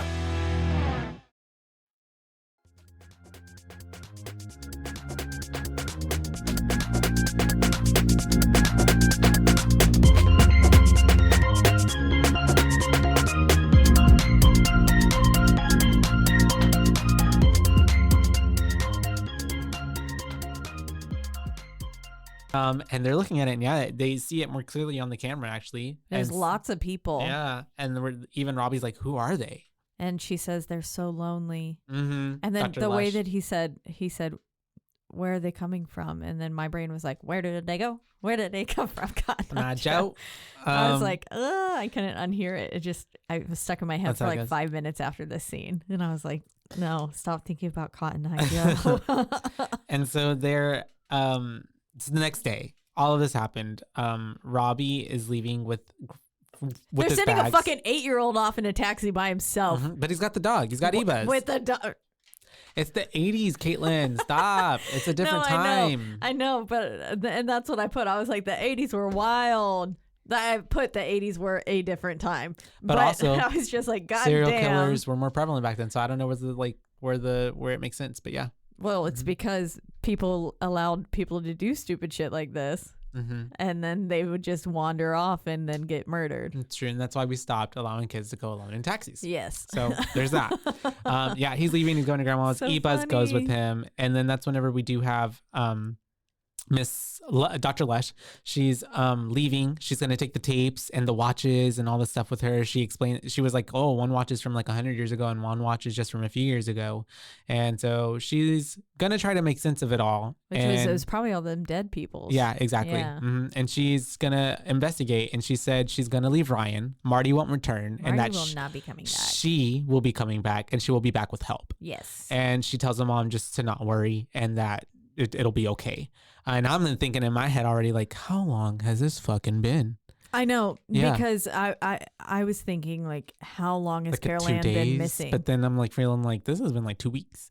And I know. yeah, For them to know all the timing of everything, but I guess if it's happening every like 5 minutes or so, true. that they can get really accustomed. Because also to add in, I'm like, how long has it been? His boss shows up. Yeah. And then his boss is just like, oh, so you haven't been to work. How you feeling? And he, Steve's like, oh, I've had a flu. But obviously the boss, he's like, all the TV stuff and the recording equipment. It's like, what are you doing? You up to like selling other things, Yeah. basically? And then the piano moves and the dad is like, has to usher him outside. And then we got that, like, the light bulb going bright on him. Yeah. But essentially, I love the way he like gets him to avoid the piano yeah. just perfectly. That was really comedic good. timing. Yeah, it Yeah. was. It was like, whoop, Yeah. don't look at that. And we do have then the boss talking to him outside, and essentially the boss is feeling like, Steve is gonna find a new job. He wants to move, and he's not happy where he's at. And so he's like, let's go for a little run. Let me show you something. Which I was like, what are you trying to show this man? Yeah. And so they end up, then the mom's, back inside, and I love how she's like, I guess coming out the shower or something, and she's like gonna try to talk to Carol Ann at the door. And then that's whenever she tries to open the door, and it's just like, yeah. It was so quiet, and then that shrieking as she opened, it was so intense. And she's just like, I'm sorry.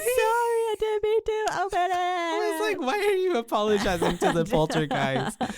And so that's whenever it kind of got me, because I was in the middle of typing my notes, and then I was like, too. whoa, Then I was all of a sudden like, I was like, God damn it. God. And I love this part too, because we have the boss talking to the dad. And we get a lot of information here. Yeah. Because of course he's gonna go show him something, and then which it seemed very fucking far from where we're down yonder. But he's like asking him about Carol Ann. He was like, wasn't one of your children born in this house? And he was like, yeah, Carol Ann. And I'm like, well, no wonder she's got like, a super extra connection to it. Yeah. And the boss is just grilling him essentially with all these questions. And then is trying to persuade him, because he's like, takes him up to the mountaintop and is like, this could all be yours if you stick with us. And I'm sorry we didn't promote you 3 years ago, but sorry we don't didn't leave. recognize your worth sooner. Yeah. But now that you've earned us like 78% of this goddamn company. Yeah. It's like, okay, now his fucking worth. And we see that where he's showing him is literally a fucking burial ground. Yep. A cemetery. And then he's Backs like, whoa. right to a cemetery. He's like, this is a fucking cemetery. And he's like, no problem. We'll relocate it. We've made arrangements already. We've done it before. And I love how he makes a joke too. And he's like, at least it's not an ancient burial ground. Yep. And then just people. It's just people. Just people. And then he was like you said, we've done it before. And then that's when the Stephen puts 2 and 2 together, and he's like, wait, when did you do this before? Verde. Yeah, Cuesta Verde. In 1976, they relocated all the graves that all were 300 acres in Cuesta Verde. Yeah, that's a big ass graveyard. Cuesta. I don't know. Cuesta Verde. Verde. Yeah, if you see, yeah. I don't speak Cuesta. Spanish. Sorry. No, you're good. Cuesta. And so that's whenever, literally, they had dead people underneath all of these houses. Yep. And they are quote unquote relocated. Quote unquote. But we do cut to then little lady is what I call her. They bring in this little short thing. That's what I wrote down. I put little lady coming in. Little lady, she's so cute. She's and I know I've lady. seen her before, and I've seen references to this character. Yeah, because she's one of a very iconic part of this movie as well. Oh yeah, for sure. And at first, I won't lie, I was kind of like, okay, that voice, like this she's little person, hokey. not little, I'm sorry. Ooh, like she's just a little, hokey and tiny. And I'm just like, why is she half everybody's size? Yeah. And like, I feel like it just was kind of like, more comedy. Yeah. Almost. But man, when I tell you, she ate this role up. She did. Like by the time we got to the end part of it, I was like, I Academy Award. I fucks with her. I Here do. you go. Because she made me believe. Yeah. She made me believe. I love it. And so was good. she's in there. And like you said, I don't really feel like we get a name. I love whenever she walks in, she goes, do you mind hanging back? You're jamming my frequencies. Yeah, I love it. I'm going to start telling that to people. Go away, you're jamming my frequencies. Stay back. And so that's whenever Dr. Lesh is explaining that, she's cleaned many houses, and she's trying to, make Steven feel confident in her coming in. And she's asking questions upstairs, like, why is this door locked? And I love how she comes out and she's like, because Steven's not talking back to her. And yeah, then he's trying to answer her in his brain. mind. And then that's whenever she's like, I am addressing the living. And that's whenever Miss Lush is like, we believe the bedroom is the heart of the house. And she's like, this house has many hearts. And I love she's like still, I think, waiting on an answer. And then, or no, the dad then explains to them, he was like, I was trying to answer her in my brain. She's not real. And then she responds to him. She's like, I am. And like, I just don't like trick questions or trick don't answers. like trick answers. Yeah. And then she reaches out and gestures towards Diane. Says, come here, sweetie, and give me your hand. She says, I'm not going to bite you. Yeah. And so that's Tangina. I do have her name right here. Okay. Tangina. But that was the first time I got it. And she's basically telling her, like, look, I'm going to do what I can to help you out. But if there does come a time that I ask you to do something that goes against your Christian beliefs, you better do it. Yeah. And you listen to me, and I'm like kind of in charge now. Yeah. Because she says, your daughter is alive and in this house. And then she says, like, where was the incident of the last bilocation? And they explain that to her as well, too. And then she goes on to say, there's no death. There's only a transition to another plane. And she's a living presence, basically, in this spiritual plane. And that is what attracts them to her. Yeah. Yeah. Basically, all the ghosts are like, they want her life force. And well, more so, not necessarily to suck it, because that was kind of giving more Insidious vibes, you know, how they want the people's life force to like take their spot. But she's the closest thing to life and that they can get now. For them, it's more of like a distraction to the actual light that they're supposed to be going to, because obviously her light is brighter than the afterlife, you know? And these are all souls, she explains, that are not aware that they passed. And they're basically in this perpetual dreamscape. And she says, inside the spectral light is salvation, a window to the next plane. Carol Ann can help them cross over. She's basically explaining that. Says a terrible, but then she goes on to say, like, and a whoop, because she's like, she has to get on her knees and be like, get ready for this one. Hold on to your butts. For real, because she's like, there is a terrible presence in there with her. Something is hovering over this house. It's a very strong presence. It's rageful. And it is lying to Carol Ann and using her. Saying only things a child could understand. And she thinks it seems to be a child to her, but it's not. It's a beast. To us. And basically, it's like the very dun, dun, dun. I love moment. this part. Whenever she goes, now let's go get your daughter. Yeah. I was like, her delivery is really good. I was like almost jumping. Yeah. I was like, that's right. We gotta go get Carol Ann. Yeah. And very hype. Let's get her. And so that's whenever she is telling the mom, you know, call to her. And that's whenever she's, and we see them setting up all the tennis balls, rope, TV, bath all the things water. they're gonna need. Yeah. I was like, tennis balls, bath water, what? That's so bizarre. And she's telling them to call out to Carol Ann, and that's whenever it's not really working for the mom because she's being restrained. And so she tells the dad, you know, like be stern and like tell her you're gonna spank her, or or more threatened by? Yeah, she's not gonna come to you. And apparently they don't really have to discipline too much, so it's awkward and weird for him to be like, I'm gonna spank you. You're gonna get a spanking. It does work though, because she's calling back to them because they got an answer and they're able to open the door. Yep. And they say, ask if she sees a light. And then this is when she says, tell her to go to the light. And mom's like, what? Absolutely not. Because she's not supposed to go to the light. She's going to die. And she was like, tell her you're in the light. And then that's whenever she looks at Dr. Lush too, because she's just like, is this okay? And she's like, tell her. And then she's just like, run. She's like, I hate you for this. She's like, run to the light. And so she's like, then Miss what's her face is telling her, Miss Tangina is telling her, you know, it knows what scares you. Clear your minds. This is when they open the door and they go into the room, and then there's just lights flashing from the closet. It looks like which this movie should come with a strobe warning. Yeah, very ravish. Yeah, a lot of scenes in this film are because the lightning and stuff. And so we do have them getting in there, and she yells at Ryan to wait downstairs, and then she tells Steven to get the tennis balls marked 1 and 2, and that's whenever I love how she throws that first tennis ball in there, and it's just like, yeah. And it comes through the other side downstairs, but through that covered portal. in gunk. I was calling it afterbirth. Afterbirth? Oh, it's after death. I know, but like you know, afterbirth, after like you placenta? give birth. Yeah, that's what I was calling it. It does look like that. I wondered if they were reborn into this plane, though.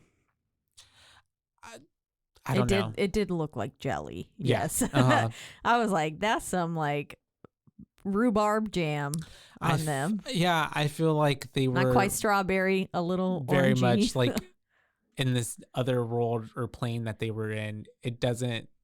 It's like they just very, got poo-pooed out. Yeah, it seems like maybe they were like in like some gunk or something. That thing like, turned into like it almost looked like a throat later. Whenever at the very end, it kind of looks like a beast, throat. almost like a whole entity. Yeah, so maybe they just came out as butthole. Mm-hmm. And so they are going in. She's throwing in that. Oh yeah, the ball. It came out the other side, and even Ryan's like, I got it. And so then they throw in the second one, and it also comes down. And so I guess that was just test 1 and 2. Yeah, to make sure it was safe to go in, basically. And then she ends up throwing the rope, and the rope comes in through the other side as well. And it's all fucking gross and whatever. And at that point too, they're also saying, tell Carol Ann to not go into the light now. Tell her to stop. She's getting too close. She's close right enough. at the portal or the entranceway of it, basically. Tell her to stop. Mm-hmm. And so they get that rope in. It comes out the other side. She's yelling at Ryan to take up the slack at the other side, and he does so. And we do see all that gunk on the rope as well. And then that's whenever she's like, you know what? I'm going to go in there after her. But then I love how Diane's like, you're what? And she's like, I'm going to go and get her. And then she's like, but you've never done this before. And she's like, you're right. You go.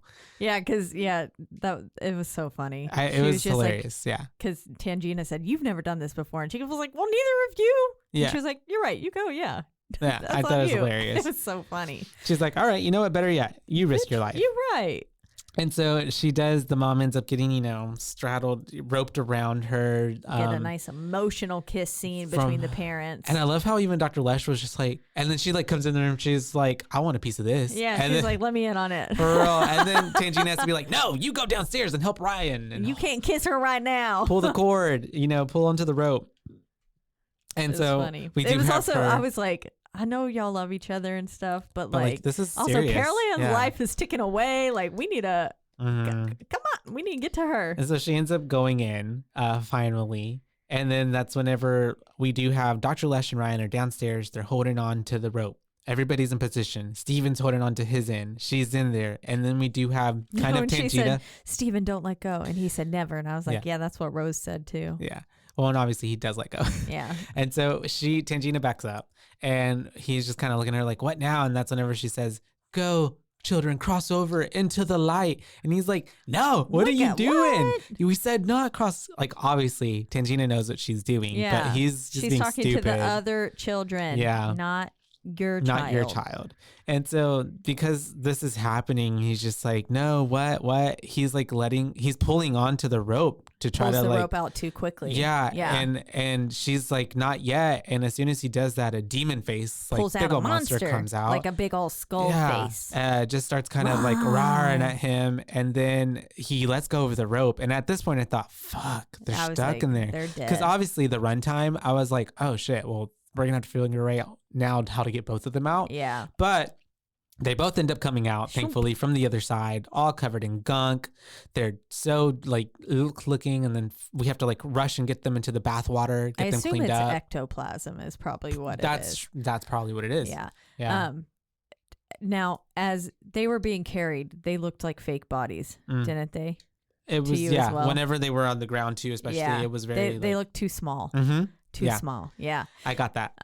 But then they both wake up though. They get him into the tub, and we get another flash to him, and it's definitely them now. Yeah, Not yeah. the fake all little gross looking. You know, like those grow a boyfriend things, or grow a girlfriend. It's like those little like squishy, like they kind of look like little poo poos, and you put it into the thing, and then it grows into like a boyfriend. I've never heard of that. Okay, but they're okay. a real Are thing. you talking I'll about send you a the picture. like or like dinosaurs in little capsule shells, and then it would like turn into a sponge dinosaur when you put it in the water? Activated? Yeah, but it wasn't like a sponge. The boyfriends weren't sponge, but they were like this weird like material. I remember there was this like baby doll that they had in the school that I was in kindergarten. Yeah. And you would feed it and it would poop, and it looked like the little poop that the baby would poop out.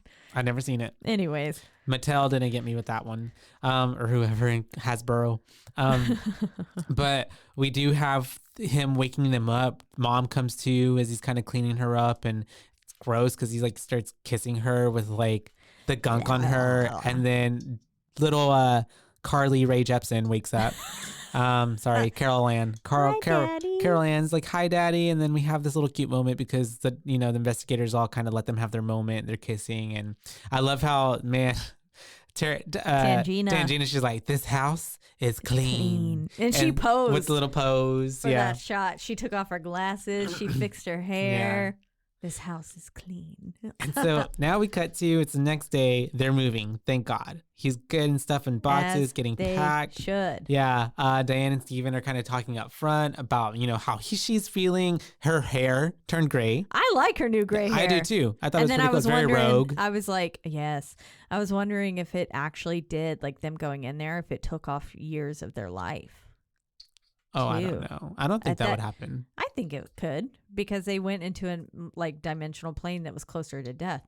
I could see it happening. I could. Okay, I can see that. Sure. Yeah, I don't know if it's like I'm not saying this is what happened. Gotcha. But like that's just a theory that I have in my brain, and that's why she aged. I think it was my theory is like the experience of going through Stress. like the ectoplasmic field and all that stuff. Oh yeah. Maybe she'll have powers.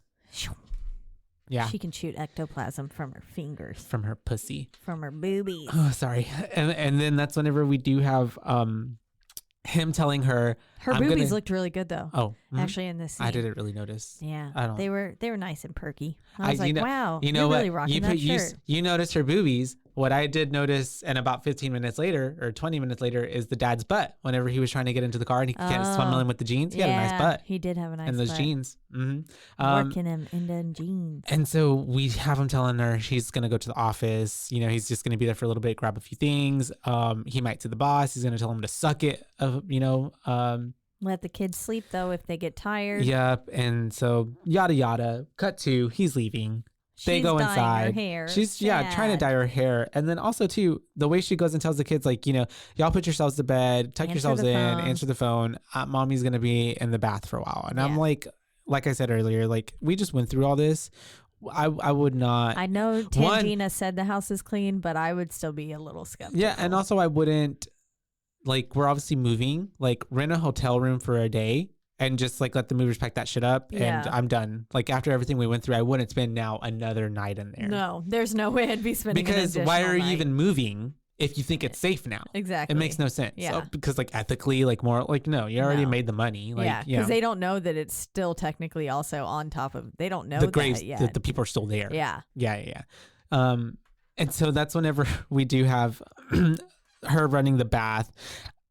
At this point, the kids are putting themselves to sleep, and then Robbie like is having a hard time again with the clown. Which again, why do we have him? I didn't understand why they kept the clown on, and why do we have him sitting on a chair facing you? If you obviously are afraid of him, put them in the closet. Exactly. But maybe they're afraid of the closet. I don't know. And so the closet was obviously a place of contention. Yeah. And so we do have her in the bath. I thought honestly something was going to happen to her, because of like the way they were setting it up, and it was just lingering on her for forever. But I guess it just gave like Freddy Krueger. Yeah.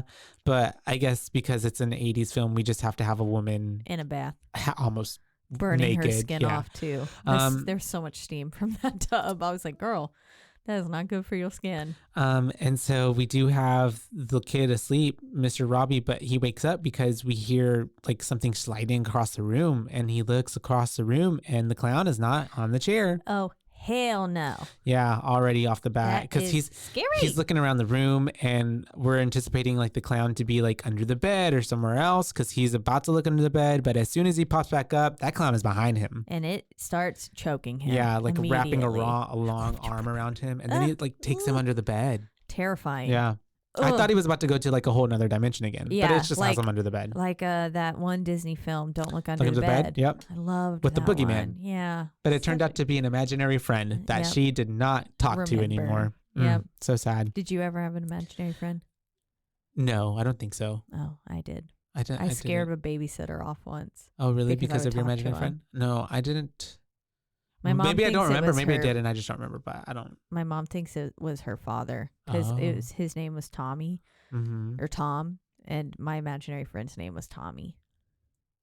Could have been. Yeah, I think it probably was. Shout out to Gramps. Yeah, I never met him. And then that's whenever we do have. Obviously, he's screaming. The mom hears. she because at this point she's already out of the tub and she's in her bedroom blow drying her hair, but she does hear him screaming, and then that's whenever she starts getting attacked by the whatever Unseen the entity. beast, unseen entity. It like pulls her shirt up, but then it starts pulling her up along the walls, the very ceiling. Freddy Krueger, yeah, all and the way across. it looked so cool. Yeah, Yeah. very Mhm. Freddy Krueger. Actually, what came out first? I don't believe remember Freddy maybe Krueger's year. this. I don't remember. I'm sure this came out first. When did Nightmare on Elm Street come out?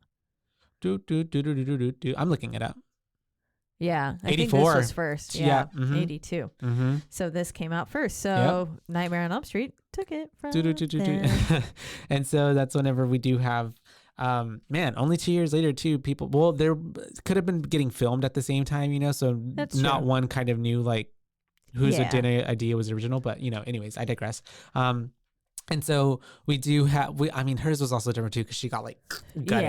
Yeah. But we do have her It was getting a cool scene yeah. in both films. Yeah, very much so. And she's getting, dragged across the ceiling. She's getting, all the way to the other side of the wall as little Robbie is getting attacked. She finally gets kind of put down, but she's still being held, essentially restrained a bit, but she fights through it. Yeah. And she's able to get to the bedroom. And Robbie's also fighting through it because now he's choking the clown. Oh, that's he true. Was like, and "Get he's the fuck and he's like, up." I'm tired of you. Yeah. And he starts attacking it. And I'm she's tired able of digging she holes, gets kicked out of Grandpa. her bedroom essentially. And then she's like trying to get to them, but she ends up like falling down the stairs. Yeah. And then she gets zapped like 3 or 4 times. Yeah, all of the doorknobs have electricity Yeah. going through them, and it's just like she can't get to them. She touches basically the house is like just wired with electricity, any metal surface, because she falls down the stairs, touches the stair rail. Mhm. And that guardrail. shocks her as well.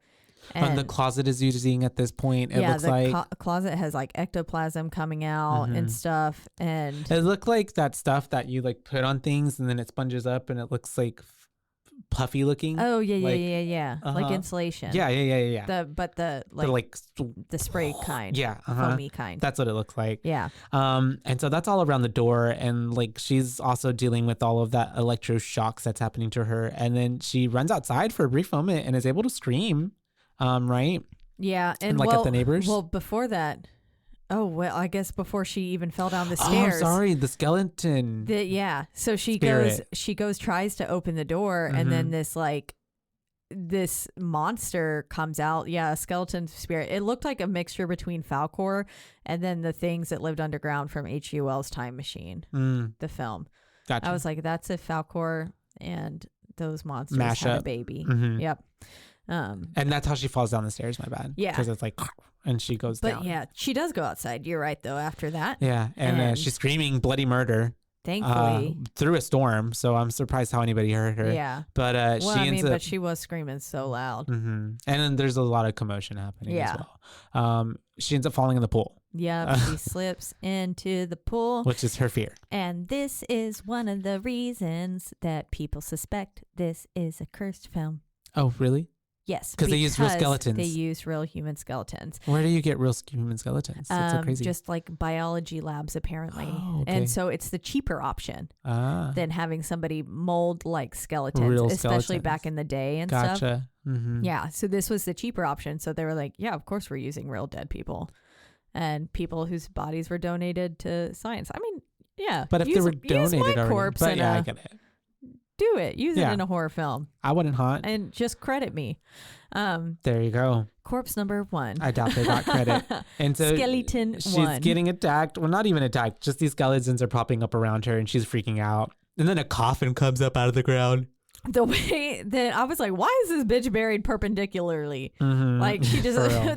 all of them were just like, they just come She's out. just like coming up. Yeah, they're like popping up. And so that's whenever the mom is just going through it. She's screaming. She's trying to get out, but she can't. She falls. She's almost out. She takes a slip and slide into the dead right back into them bodies. again. And then she finally finds a root and she's trying to climb, or not a root, sorry, it was like a pump. Like a Yeah, I think it was thing. like hose or Yeah. something. And she starts climbing Climbs it. up that. And as soon as she gets to the top, the neighbors are finally here and he Ooh. helps her get out. And so then we see and hear that Robbie is screaming from up in the bedroom, and the neighbor's like, what kind of sound is that? Why are they and she's screaming like that? Bitch, just help me. And they won't go in the house with They her. won't. No, fucking neighbors. And Diana's acting here as she runs up the stairs saying, "Get away from my babies." So good. It was so believable. It was like a guttural like scream coming from her. Like she was going full mom mode. Yeah, Mama Bear. Yeah, she was ready to do it. And then this hallway stretching scene. Really so cool. I liked it too. And she turns into a runner. She a track star. Yeah, she does. Goes down. And I like how it's filmed, and we kind of get this real, following behind her, and we finally get to the bedroom. She's able to get it open, but it's like starts going sideways because it's like vortex happening again with the closet. Like sucked in. And she's holding herself with the door frame, and the kids. Little Carol Ann is holding herself from the bed frame again. Which and is then, magically fixed. Mr. Little Robbie is hanging on from like a blanket essentially for the most part. And so that blanket was fucking tucked in so well. Yep. And so the mom is trying to like, tell Robbie to like, take her hand, and it's all a commotion. It takes a minute, but he's able to get to her. They make a little human chain. Exactly, because they all tether up together, and she's able to pull them out. Yep. Because she is a mom, and that's what moms do.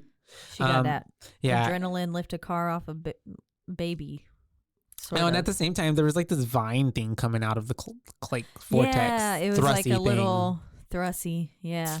And they get out, but as soon as this is all happening, the dad finally shows up, and he's like, "Whoa!" And the boss just happens to show up too. Yeah, I think he dropped him off there. Oh, that makes sense. Boss man sees it now, and then this is where he's yelling at him because he's like, because the coffins have like come up through the soil. They're coming up through the foundation of the house. Because he's trying to get through the front door, but he can't, and like all this shit is happening. And then that's when he runs into the boss, and he's like, "You only moved the headstones, and you didn't move the bodies. Why?" Exactly. And he's just yelling at him, as he should. Yeah, and so he's letting him have it. Lies. We have him trying to get to He's fumbling with these the keys. family. Oh yeah, because they try to get into the car, and he is fumbling. And I was like, all of them were like, come on. Yeah, It was such a and high just screaming. tense Yeah, situation. even I felt it. Yeah, I was like, fucking get the keys. And he's just fumbling, and he finally gets the key in, and they're able to back up and leave. He backs up into the truck behind him, boss's truck, I think. Yeah. Or someone's truck. Yeah, I think so. And then finally, I love how this, like, everything's going haywire in the street. The whole neighborhood at this point is just like it was like the undone, fire hydrants erupting. down the road were going off, stuff all the way down. It was like following them. And then almost. this is when sister comes home. Oh my God. And she's just like, what is happening? Which and that screaming. initial scream was good. Yeah. That was like, okay, that's some Scream Queen moment. But then she just keeps going. And I was like, girl, get in the fucking car. Get the grip. Yeah, because she's just standing there, and they're trying to like get her in. And I think Robbie even says like, just drive. And I was like, yeah, leave just her. fucking leave her. And so fuck this bitch. for real, they get in, she gets in, and they're taking off, and he's telling them, don't look back. And this whole town is just basically going to shit. And then the house starts getting sucked up into this like vortex in the middle of the air. Well, and the boss is just kind of watching it all happen. And the whole neighborhood is coming, and they're all watching it all happen as the rest of the whole neighborhood is just kind of turning to shit. It was pretty cool. I like how it got sucked into that little ball of energy, basically, and then just goes like, boop. Yeah. And then, And palms now the boss in the man face. feels kind of bad. He's kind of ashamed a little bit, you can tell. And that's when we do have like they're at the Holiday Inn now. They make it to the Holiday Inn, and they're hotel motel. And I love this ending. I know, because they get into the room, and then we just see him close the door, Steve, and then he opens it back up and pushes the TV out. Yeah. And then it just pans out, and it's such a nice, clean, simple ending. Well, and I like how even there was lights reflecting from like, I guess lights, but it looked kind of like the orbs, you know, flowing out on the reflection of the glass. And then that's the ending. It is such a fun movie. Now, to talk a little bit about why this is a cursed film. So, as many of you probably know, but Dominique Dunn, who played Dana, 5 months following the film's June release and the death, so basically she was murdered when she was 22 years old by her by a boyfriend at the time, who basically strangled her to death, and she was put into a coma and then passed away a few days later. And then of course there's also the death of Heather Heather O'Rourke when she was 12 years old during the filming of Poltergeist 3 due to complications from an undetected bowel obstruction. They were not the only 2 deaths on the film, though. There was also, within the series, there's also in one of the films, there's this like cult leader kind of guy who comes along. He died from something, I think stomach cancer. And then there was another guy who also died from and he was pretty young too. And it was just like, ooh, why are all these people, just dying? And then as well as like, I think people just there were just a bunch of different like little incidents that kept happening on the set that made it really feel like a cursed film. The cursed film documentary on Shudder is it's like a series. So they're like 30-minute episodes, and they have one like over The Exorcist. I think I mentioned it in our first episode. They also have one over The Crow, which is one of my favorites. I've never seen that. We should watch that sometime. I used to paint my brother's faces like the Crow. Yeah, I would be like, sit down, I'm painting your face. That's funny. But yeah, they have a lot of really cool information on there. And then this one went in a little bit more into kind of the like collecting objects and what like they're kind of really leading into like the haunting of things and what makes something cursed. But it was really cool. And yeah, and a lot of the speculation comes from it being that that they use real human skeletons and stuff. So that's what set it off. Yeah. But it being a curse does kind of take away from the fact and the tragedy that, multiple people, but I guess the ones most people know, it takes away from the 2 very real lives that were taken and affected by this, and there are real families who are grieving and stuff, and to kind of cheapen it with a curse, it feels like, I don't know, it just doesn't feel quite right. Negate the like how heavy it actually is. Yeah, I'm sure it takes away from the people, but it is like just a very natural way that brains we think about that. Yeah, if all these things happen to the same people from the same thing, it's like, have to connect it somehow. Something's going on there. Otherwise, something's wrong. Yeah, and so it's just a very natural way that humans rationalize things. But I did want to just note that that maybe it's not because of the curse, but it is. It is fun to think about the film as being a cursed film. I mean, The Omen, I'm fascinated by all of it, obviously. I had already watched all of these cursed films. I'm just going back to the documentaries. I'm just to like going get back more and information rewatching on there. it. Yeah, because it's fun. Shout out to Shudder. Yep, shout out to Shudder. But boo time? Yes, boo time. Boo time. Bum, ba, da, ba, bum, bum. I would have to give this film... It's such a long movie, by the way. It is It's really very long. 2 hours. Hour 154. Hour and 54. Yeah. I know we've been picking back to back to back long movies, and I'm like, where's the hour and 30-minute one? Yeah. I'm kind of... I am super curious to hear what you rate it. Because I'm still processing. I literally finished watching this 10 minutes before coming into record. So it's like I still even have to like process what I watched. Yeah. You know what? I do like it. Yeah. I do like it. It's not that it's bad. I'm glad that you like I it. just don't know like how much I like it. Yeah. But I'd say I would give it like a solid like 3.8. Yeah. Yeah. Close to a 4. Yeah. It's pretty good. I liked how the story was told. Maybe some things could have come out to it's like an hour and like 40. Yeah, you know, not pushing the 2. Scenes. But for the most part, it all made sense. Like everything was pretty much there, to make sense. I think my favorite character was Tangina. Yeah. And I actually really liked Dr. Lesh as well. I thought she was a cool character. Yeah. She was very like... They did a good job of humanizing her as well. Yeah. She felt very like... warm. Yeah. I wanted to talk to her. In a time when the family is going through all of this turmoil. Yeah. And so I did like... The only thing, I guess, it's an 80s movie, so like some of the effects weren't that like super great. Yeah, but, they didn't age super well. But for the time, super cool. And so there's that. But all in all, I wasn't thinking like they all did a good job also in acting. I feel like everybody did a pretty significantly good job that like I was in the moment of everything happening.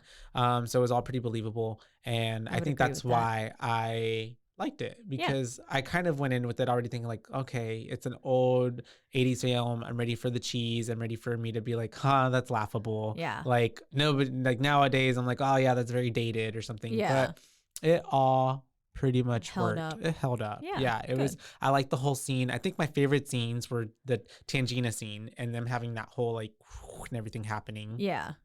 And then just like a few different scenes throughout the whole thing. I honestly thought going into it that the clown was going to have a bigger role, because I know that I see that everywhere. Yeah. I was like, oh, that's it? Nope, and it's in like the last little bit, and Yeah. same with the pool.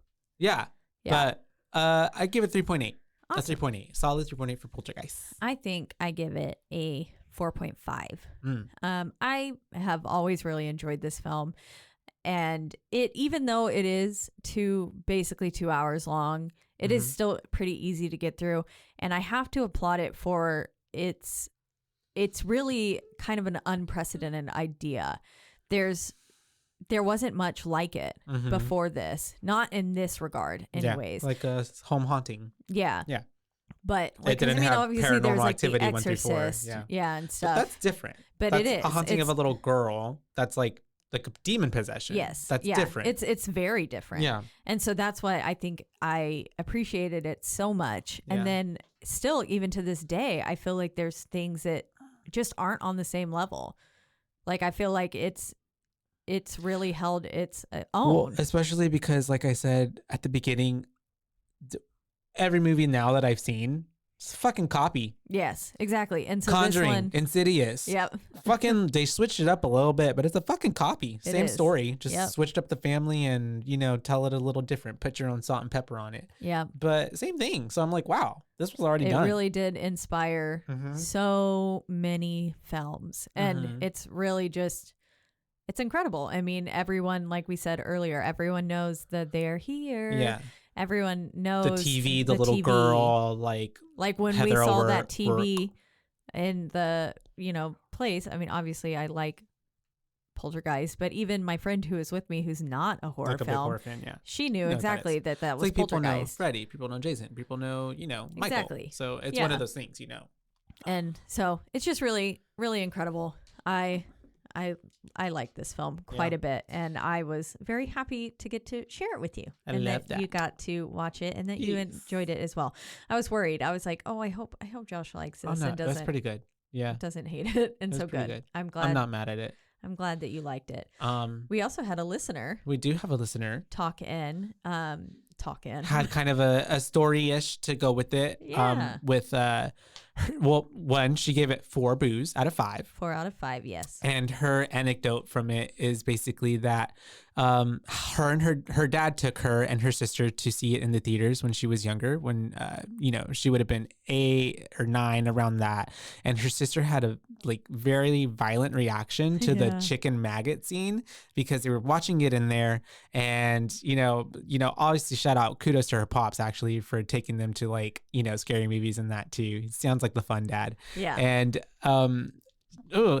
she sees the chicken maggot situation happening, and poor thing is hiding behind the seat, trying not to see the horror in front of her eyes, and then just vomits. Yep. she Which gets I sick. can And this is the sister, not the listener. yeah, this is not the listener, yeah. but her sister. And I mean, it was pretty gross. when you're that young too, and you're probably already scared from all the other stuff that was already happening. So at this point, it's just like an escalation. Yeah, all the adrenaline and stuff in your body just makes you go like, bleh. I can see that. And then speaking of listener requests, I also do have one, the one that I said I wanted to talk about on Us. Us, yeah. Yes.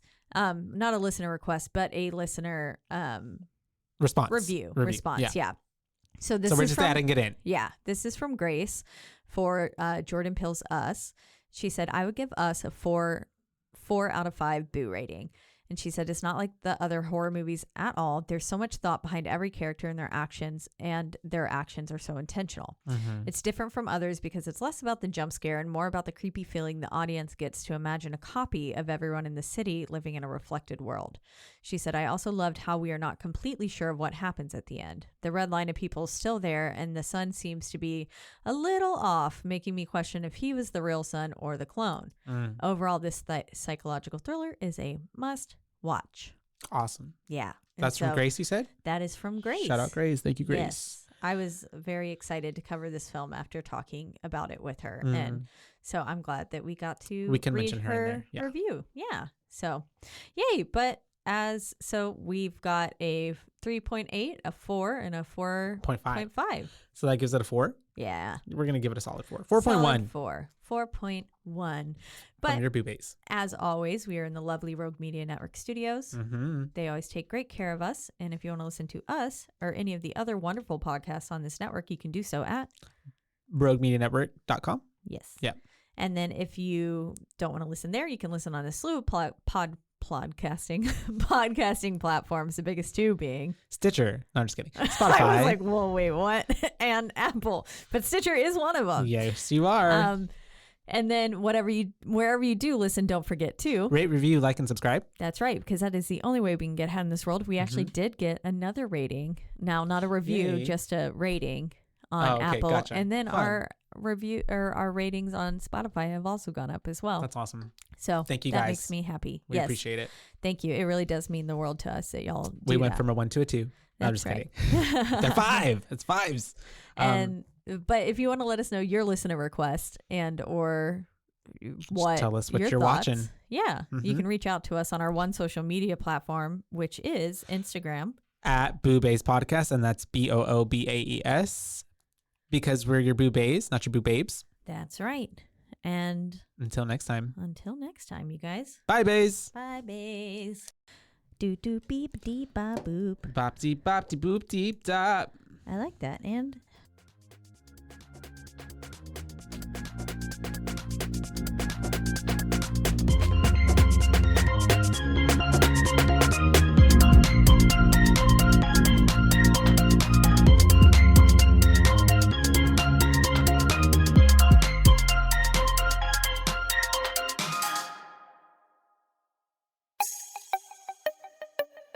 this has been a Rogue Media podcast.